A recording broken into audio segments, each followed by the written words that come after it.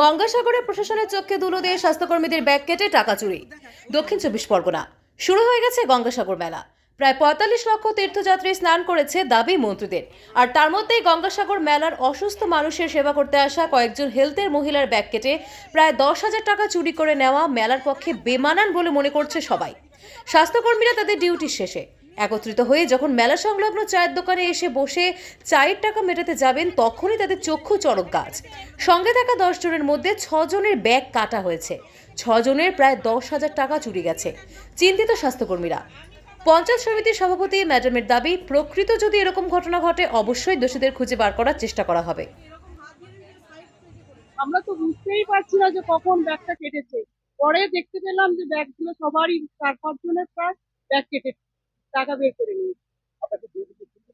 ডিউটিতে ছিলাম না, অফ কমপ্লিট করে জাস্ট হ্যাঁ একই সঙ্গেই ছিলাম।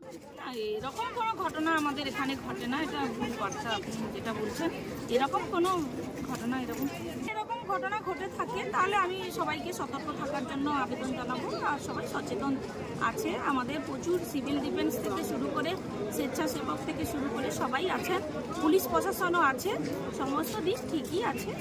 মানুষকে তবুও আমি বলবো যে সচেতন থাকার জন্য। 2026 মিলন তীর্থ গঙ্গাসাগর মেলা আমাদের পশ্চিমবাংলার মাননীয় মুখ্যমন্ত্রী মমতা বন্দ্যোপাধ্যায়ের উদ্যোগে। আপনারা সবাই দেখছেন যে যেহেতু এবছর কুম্ভ মেলা নেই, আমাদের গঙ্গাসাগরে প্রচুর পুণ্যার্থী আসছেন এবং পরিষেবা সমস্ত দিক থেকেই কিন্তু পরিপূর্ণতা প্রকাশ পেয়েছে। আর গঙ্গাসাগর একদম সেজে উঠেছে নতুন রূপে। আমাদের পশ্চিমবাংলার মাননীয় মুখ্যমন্ত্রী মমতা বন্দ্যোপাধ্যায়ের উদ্যোগে কেন্দ্র সরকার জাতীয় মেলা হিসেবে স্বীকৃতি না দিলেও আমাদের এই গঙ্গাসাগর মেলা আমাদের মাননীয় মুখ্যমন্ত্রী মমতা বন্দ্যোপাধ্যায়ের উদ্যোগে একদম সুন্দরভাবে সমস্ত পরিষেবা নিয়েই সেজে উঠেছে। আপনি কি আপনার বার্তার মধ্যে জাতীয় মেলার স্বীকৃতির দাবি জানাবেন? অবশ্যই, আমরা তো দাবি করতেই পারি যে আমাদের এত বড় একটা, যেখানে বিভিন্ন রাজ্য থেকে পুণ্যার্থীরা এখানে আসছেন, এত বড় একটা গঙ্গাসাগর মেলা কেন যে কেন্দ্র সরকার জাতীয় মেলা হিসেবে স্বীকৃতি দিচ্ছে না, আমরা সেটাই বুঝতে পারছি না। আপনার পরিচয়? আমি সভাপতি, সাগর পঞ্চায়েত সমিতি, সাবিনা।